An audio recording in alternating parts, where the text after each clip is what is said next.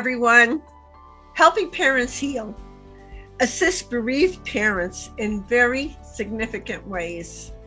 It provides personal and specialized support, tips and tools for finding hope for those parents whose children have passed.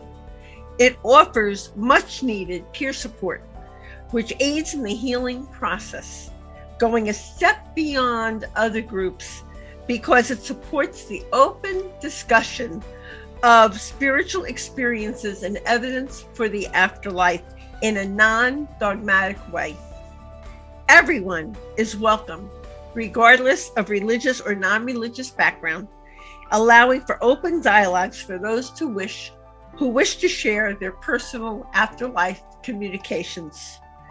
I'm truly both delighted and honored to have been asked to interview some of the enlightened presenters who are at this conference. These insights provide uplifting interviews comprising a special new series on Grief and Rebirth podcast that will illumine the wondrous healing work of helping parents heal. The organization's sole mission is to help other parents who have also lost their precious children, ensuring them that they need not walk alone through their profound grief. Thank you. Hey everyone, welcome to Grief and Rebirth podcast. Our next interview in this series is with the charismatic and very gifted Tina Powers, who is a member of the Screen Actors Guild. In addition to her work in film, theater, and television, Tina was a news anchor and a reporter for 15 years. Then her life took a turn, and she is now a psychic medium and author who lectures on intuition and holds private sessions with clients at the world-renowned Miraval Resort in Arizona. Tina's clientele is a veritable who's who of people from all walks of life, from business leaders to celebrities who span the globe. Her warmth, infectious laugh, and admirable ability to help people connect with the higher vibrations of love and joy serve as an incredible gift to the many people she has helped to heal, empowering them to lead more inspired, happier lives. It is also worth noting that Tina has assisted in experiments testing mediums with world-renowned scientist and author Dr. Gary Schwartz, who is a senior professor at the University of Arizona and the director of research at the Laboratory for Advances in Consciousness and Health. I am really looking forward to interviewing and laughing with Tina, who refers to what she now does as reporting for the other side, about her fascinating journey from the news media to the spiritual world, the child who changed her life forever, how we can learn to trust the signs we receive from the other side, and her two eye-opening books titled The Land of Imagination and Reporting for the Other Side, for what is no doubt going to be an enlightening, uplifting interview for all of us. Hi, Tina. Hi. A warm, very heartfelt welcome. Thank you so much for having me. What an introduction. I'm like, is that really me? Yeah, it's really you. It's a part. Oh, I snored. I forgot to tell you that. We had it. Okay, all right. So let's introduce everyone to you from the beginning. Okay. So how old were you when you became aware that you were sensitive and able to both feel and hear the presence of people and animals who crossed over, including for people to know that animals also cross over? Know. And was your family aware and supportive of your gift? Well, you know what? When I was a little kid, I want to say probably about 5, I used to feel people in my room, and sometimes I would hear them. I would hear words, phrases, and then sometimes I would see images, and it was very scary and frightening. I had no idea what a medium was. I just knew there were people in the room.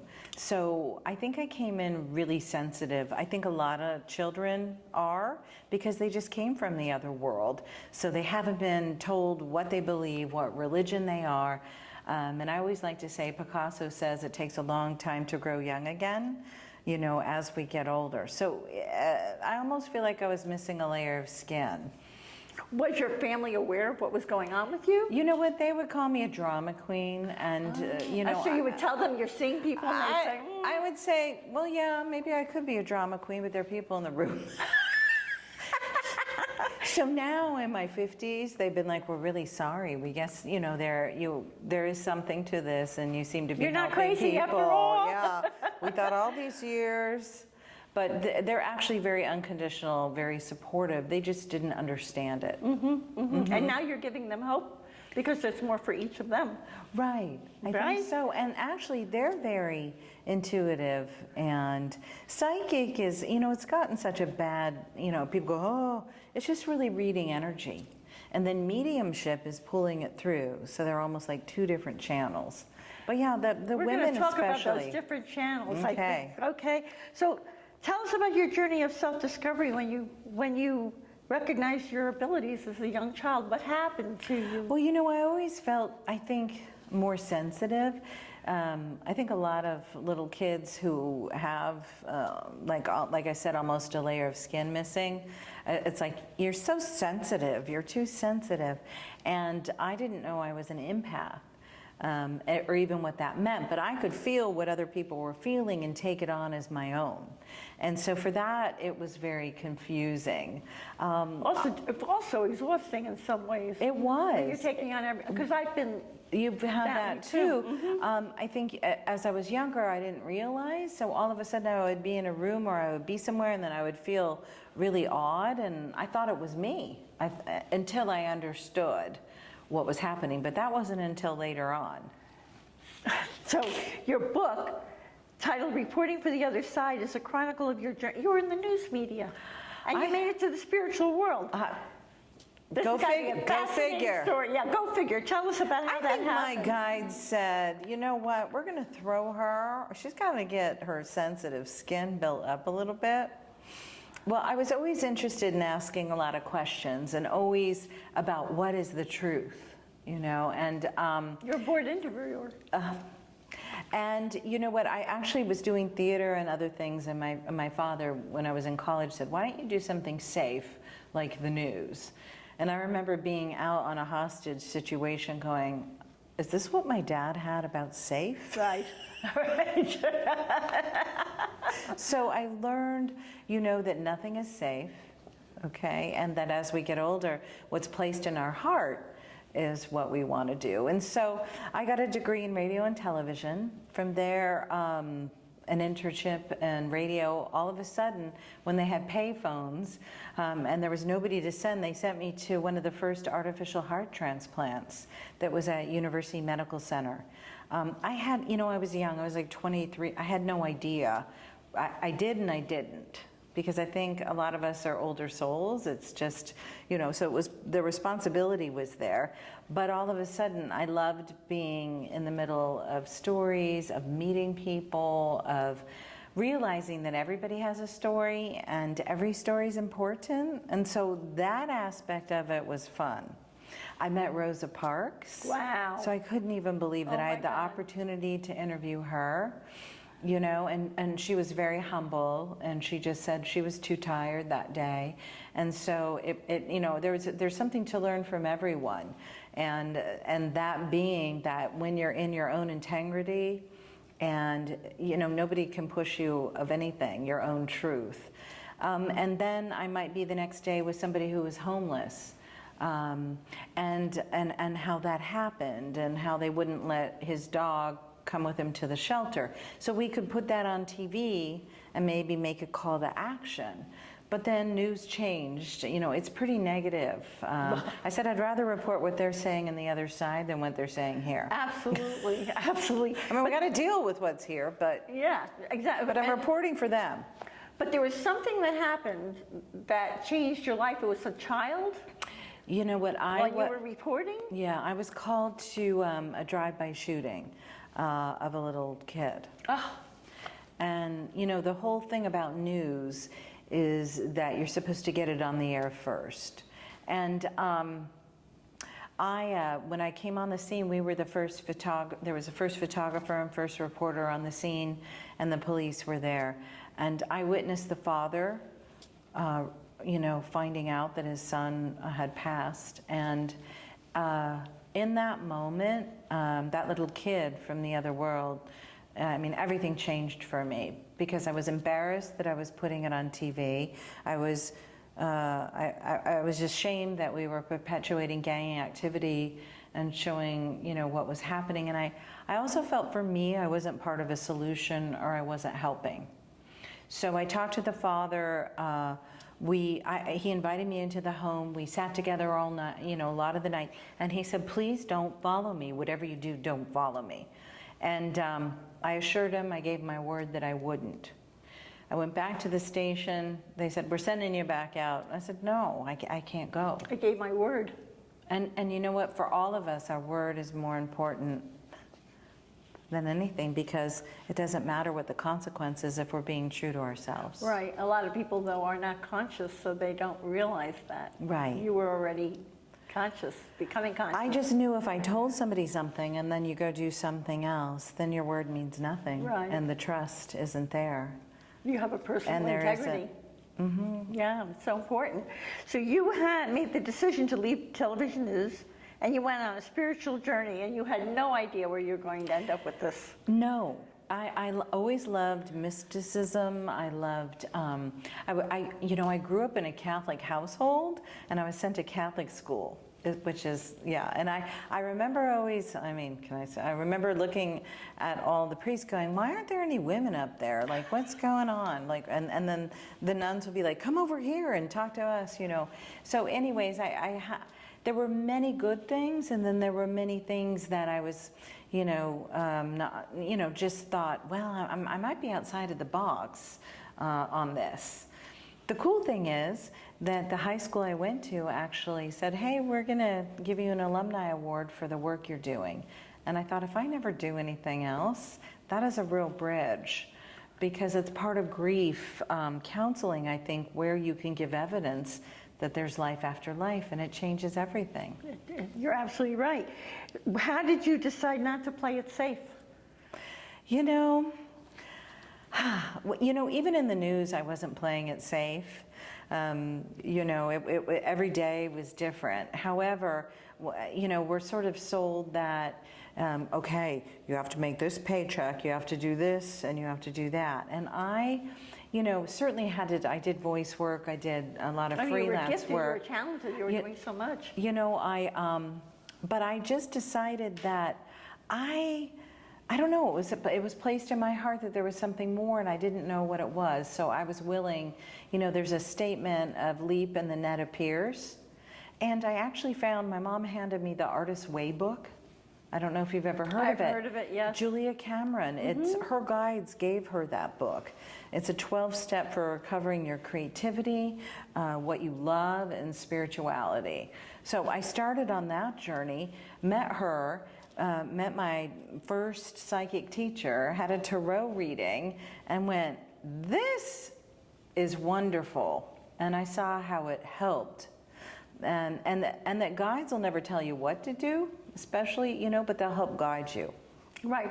Well, but you're intuitive. The way you were intuitive increased after you quit TV news, right? What was that all about? Well, it was almost like after 11 years in the news business, and probably altogether about 5 years in radio. Once I stopped doing all of that, I kind of felt like I was in an energetic car crash, because my body I was under deadlines all the time. And so it took a minute for me to sort of build my vibration back and myself. In that, I ended up, you can't even make this up, in Indiana with my then husband. We're very good friends. His last name's Powers, so I didn't make up Tina Powers. People are like, did you make that up? I'm like, no. And there was a mediumship school. There was Camp Chesterfield. Have you ever heard of that? No. There's Lilydale in New York, yes, and that there's I know of. Camp Chesterfield, which is the sister place. Oh, I didn't. Thank you for that education. I end up in Indiana, and I'm like, what's a medium? And then all of a sudden, I end up at Camp Chesterfield, and they're doing demonstrations of life after life. And psychometry is something where I put my ring in a basket, and all these people are getting amazing messages. And I get this message, "You're going to school." And I'm like, really? That's my message? Like, and then at the end of the service, they said, "There's a seminary here, there's school for the next several weeks." And I said, "I guess I'm going to school." So I stayed with mediums who were seasoned. It put you right on your path. Right. So I think it's being open, taking a risk.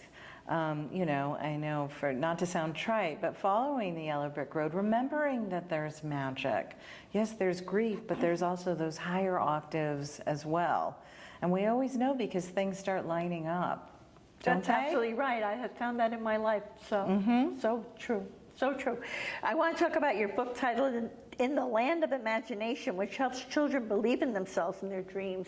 I have 3 grandsons. I think that's wonderful. Aww. So what is your good advice for, and tell us about that and your advice for raising inspired, positive kids. I loved reading that about you. You know what, the land of imagination, I realized that a lot of times we talk in contractions, what we can't do, shouldn't do, mustn't do, instead of can, will, and do. So I wrote a book on it about this, you know, a queen who just forgot, and so she started talking negative and telling a young girl about what we can't do, shouldn't do, and mustn't do. And anyways, little girl went on her own intuitive ride where she meets a butterfly, who's her intuition, and then meets the dragon, which is her deeper self, and whispers to her that, of course you can do what you believe. And then as she gets her dream of being an actress, it unlocks it for everybody else. Because in society, we're like, oh, somebody else is getting something that we're not getting. It's like, no, when somebody else does something that they dreamed, it opens it for all of us. So I wanted little kids to know that. We went in all the schools. We had a ball about it. So they became good news kids. So reporting what was, you know, right in the world, or what was good, because negativity is as contagious as positivity. And so if we focus on what's negative, that starts to grow. If we can focus on what's positive, that starts to grow. So that's how, and the kids started noticing and reporting what was good, and it was just really beautiful to see that. There are a lot of psychic kids coming in. Yeah, tell us about that. Very tell awake. Us about that. A friend and myself, we had thought of doing like a talk show with little kids at the round table on how to solve the world's problems. They could probably do a much better job than the folks in charge these days. Yes, and we forgot again, right? About how I think it's a series of remembering and forgetting. But wait, go back to your question again. Well, I wanted to talk to you about how you raise positive kids. You know what? I think that, you know, first of all, having boundaries, sometimes following through. I know it sounds harsh, but a lot of us don't follow through, right? And at the end of the day, you know, when we hold a line, that's really loving for somebody. Also, the expression of creativity. I had somebody say to me once, "Are you trying to impress man or express God?" Oh, I love that. And so expression, you know, little kids are great because they go, "Hey, look at what I did." You know, as adults, we're like, "Oh, I'm not going to do that because I don't know how to do that." It's like, no, just express. That's what's creativity. So if that can be fostered, that it's all creativity and allowing, you know, then we can grow more. And we don't shut down and go, "Well, you're the good one at this, and then you're not right. And then you're not good." And it's unknowingly, you know, we can be well intentioned, right? But we forget how we're patterned, and then we put it on We put it onto these little kids. So let me ask you, your presentation of Helping Parents Heal is titled "Learning to Trust the Signs You're Receiving from the Other Side." Now you get to talk to us about the different intuitive channels and our own inner compass of knowing. Teach us, Tina. Well, I believe that we're all born with an inner compass of how we feel, how we see. A lot of us are afraid because we're socialized, you know what I mean, to get our validation outside of ourselves.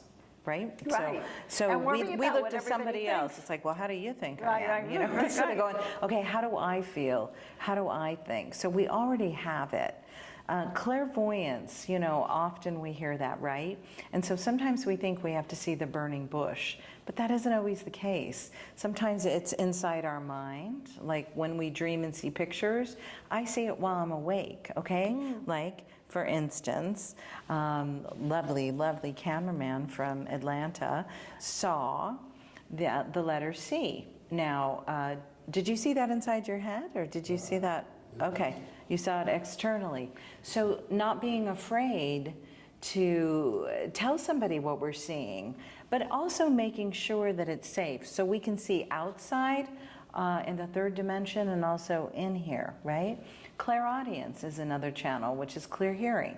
It's all French for clear hearing. We can hear inside our mind. We all have a monologue going on, but many times it comes in and it's very succinct. It's not like da da da da da da. It's like boom. It's like the word podcast. Correct. It's very succinct. You know, go to Starbucks. Okay, so I listen, I'm like, okay. So I go to Starbucks and then there's somebody there that I haven't seen, you know, in years. So when we start listening to it, it's not going to send us on a wild goose chase. Trusting how we feel. There are several clairs. There are about 5 of them.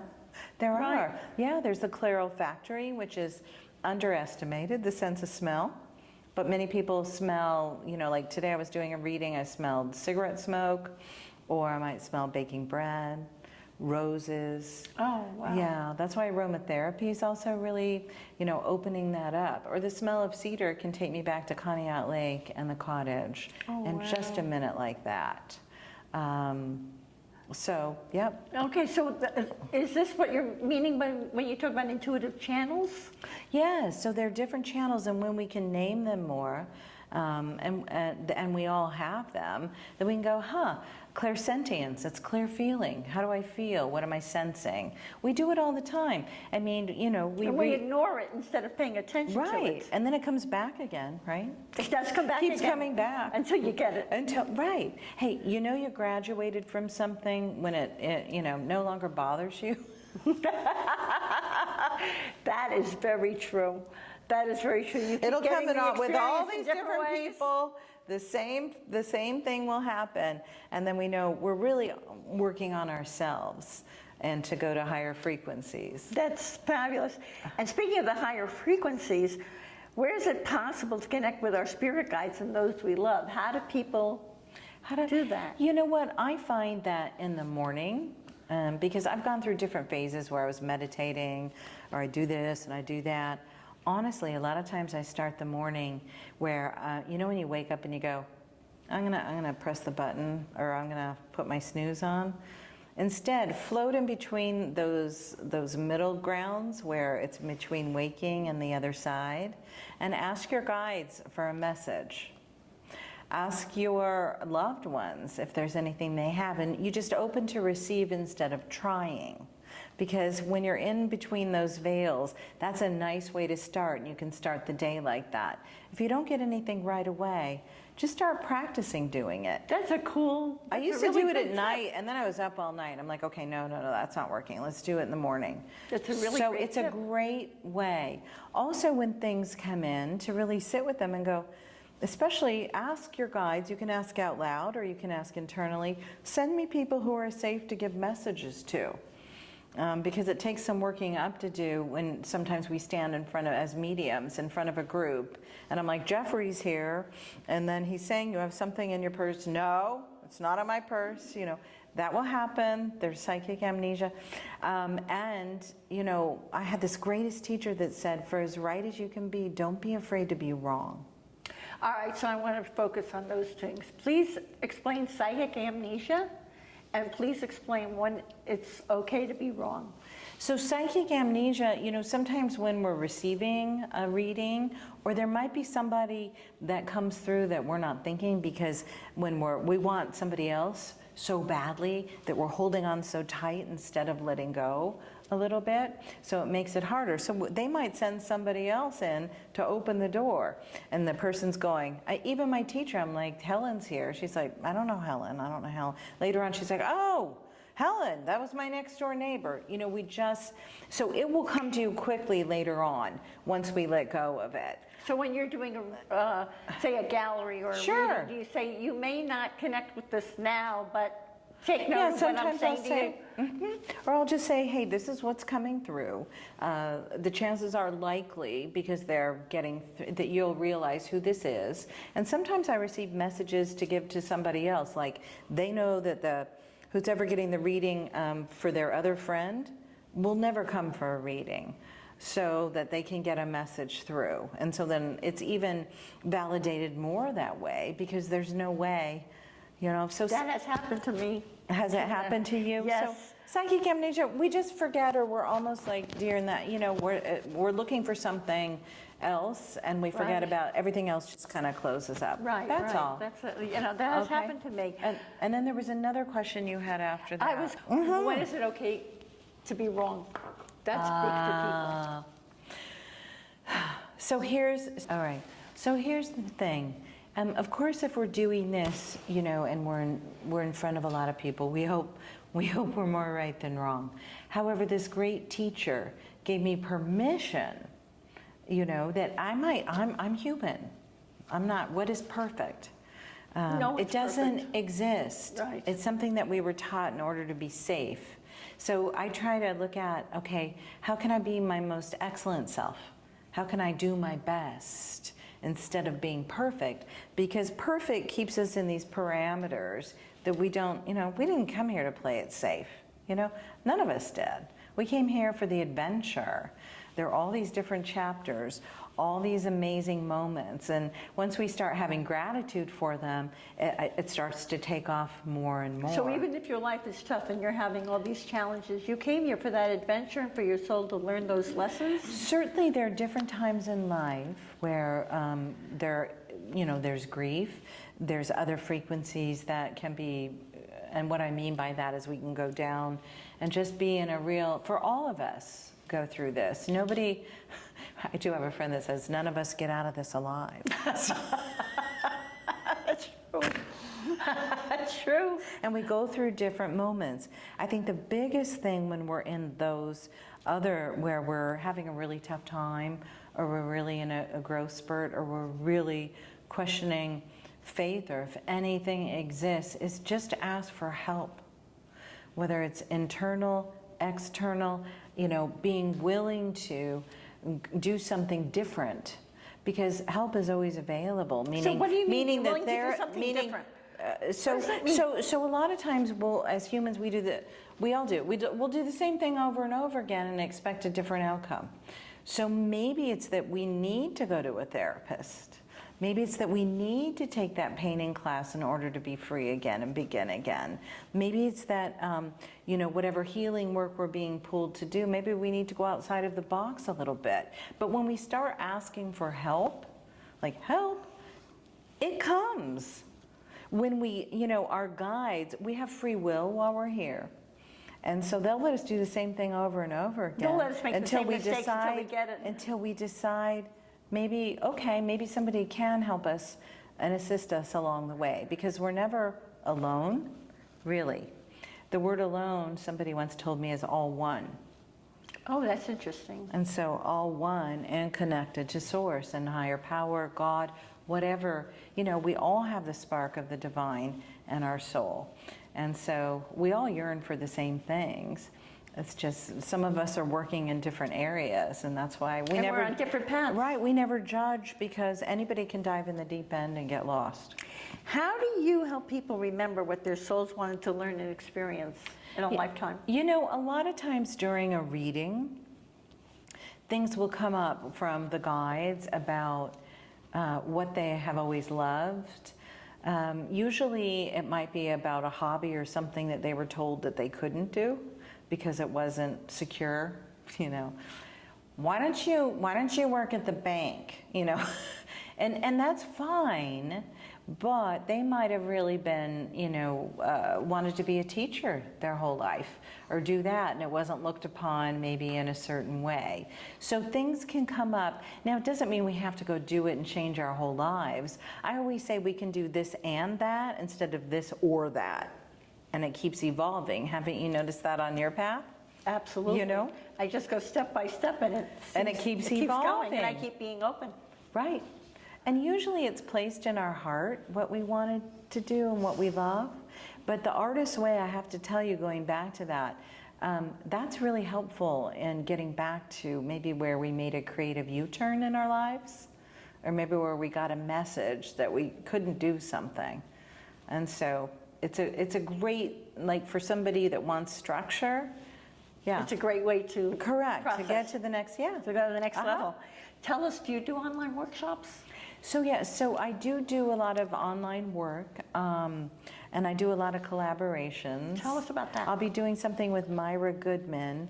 Actually, her father, he actually helped channel a book. He had a diary, and he was a Holocaust survivor. Long story short, we'll be working together, and he gave her messages through the book. And again, teaching people how to trust themselves, plug into it, and that this isn't and so, not to be afraid and of it. that this isn't so weird. I do developing your intuition workshops at Miraval. Well, they might not like it. I call it Hogwarts for adults sometimes. I mean, you can get a facial, but you can definitely, you know, talk to the other side, do sound healing, explore in a safe way. So I do that. And You're busy enlightening people. well, I'm waking hoping them up. I'm hoping to help them remember, you know, who they are. And so when we go up higher here, then it just becomes more joyful. Makes a lot of sense. How can people connect with you for a session, for a workshop, for all the things that you do? Oh, you know what? There's tinapowers.com. So, and that's pretty easy. It's easy. Yeah. TINAPOWERS. Yes, and so you can email me there. Of course, there's Miraval if you ever want a retreat. Some people go, oh gosh, you know, hey, it is like if you were going to go on a cruise, it's one on the land. And so there's one in Berkshires, in Austin, and also Arizona. And Oprah really, she brought everybody there long ago, her and Gail, and there's equine therapy. There's just... Were you working for Miraval when she was there? At that point, I was not working for Miraval. I started shortly after. What drew you to Miraval? But I'll tell you, you know what, are you psychic? I must be. I think you are. I was actually in the newsroom, and I picked up this press kit that said Miraval. I'm like, what is this? And so I can still see the blue letters. Okay, so wow. Then I'm doing a telethon for the Children's Miracle Network, and I'm going to Chicago to be there for a while, and this man hands me a name to call for some work there while I'm there. I called it ends up being the one who built Miraval. Oh, wow. He's like, oh, I'll be by to pick you up. And Just we're coincidentally. So I think it was always, as we look at our lives, I believe there are these, you know, threads, breadcrumbs, you know what I mean, that we keep following. If we choose to keep following if them, we other choose, people take detours. we have free will. Hey, we're on a highway, we get off, that's okay. But we go, I'm not sure that I want, let's get back on this highway, right? There's always connection. Or you'll go it's to never see Tina, gone. and she'll help you get back on that highway, right? Well, my hope is to be of service, to help remember that there's life after life, and that also we're supposed to have some fun while we're here. You know? I agree. And I forget that sometimes too, so. Would you think that fun and the laughter is what brings you joy? You know, I do. And I've often said, I know this is naughty, but we're gonna put the fun back in funeral. Oh. No, I'm just kidding. I'm like, why? It has fun in it. Well, and I know. I'm aware lately that some people actually they're asking for people to have celebrations of their lives instead of funerals. You know what? I love that. I do too. I think that, I mean, Because don't cry. Right. And sure, we miss our people. Mm-hmm. And then there's the other world, right? Right. So, and we'll be there someday. I remember being at a funeral and I was crying, and this was long ago, and this Frenchman in his 90s comes up to me. I think he's going to say something really nice. He puts his hand on my leg and he goes, "Don't worry, you're going to die too." Oh, wow. And I go, "Yeah, that's right. I totally forgot." But it's true. Like, you're going there too, so don't be so worried about it. Like, you're going to see them. Go have a good time while you're doing it. But it's hard to remember. So, you know, I think life is a series of remembering, forgetting, remembering. That's really And not being so hard on ourselves. Well, talk about that, Tina. Well, there's a lot of self-judgment, I think, and that comes back with being perfect and we judge other people that way too. And yeah, how about everybody is good enough? And how about we are? And we're all just human. And we're all here to learn. I had a teacher who said we're either evolving, devolving, or stuck. And we can be all of those things, but we can move forward at any point we want or be wherever it is. So allowing other people their journeys. Also, you know, understanding if something's toxic for us, that's okay to say no. We can lovingly detach and know that's not good for us, but we can bless it from a higher level. But it doesn't mean we have to connect with it, and right? That's right. And then also, I find the more that I let go just a little bit, because certainly as a news anchor, you know, you had to be in control and you had to go. When I let go just a little bit, all the right things start happening, right? You go with that flow. But it's hard to remember, so I keep practicing it. And anybody who tells you they're totally on top of it, I'm like, really? They're a little in your ego. I think I'm like, really? Right. I'm like, Don't well, you get a lot of people at I'm Miraval? constantly learning. What was that? Don't you get a lot of people at Miraval who think they're on top of it? You know what? There's something really humbling about the land there. I believe it was Native American, and you step on it, and all of a sudden things start happening. So of course, cool. there's always the ego, and then remembering when people feel that there's extreme pressure on them, and a lot of them are, you know, all walks of life, like you mentioned. But by the end of it, boy, it's a different deal. It's a whole if we want to plug in. Right. Tina, it took such tremendous courage for you to change your life.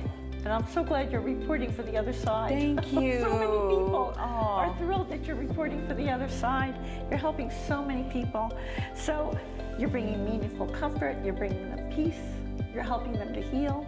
So I want to thank you for that, for all the work you do for helping parents heal, and for this incredible interview today, from my heart. Thank you so much. I so appreciate being on your podcast and your amazing work, and you're so much fun. Thank you. Oh, and keep thank going. you. Thank you. Blessings to you. Thank you. Thanks for having me. My pleasure.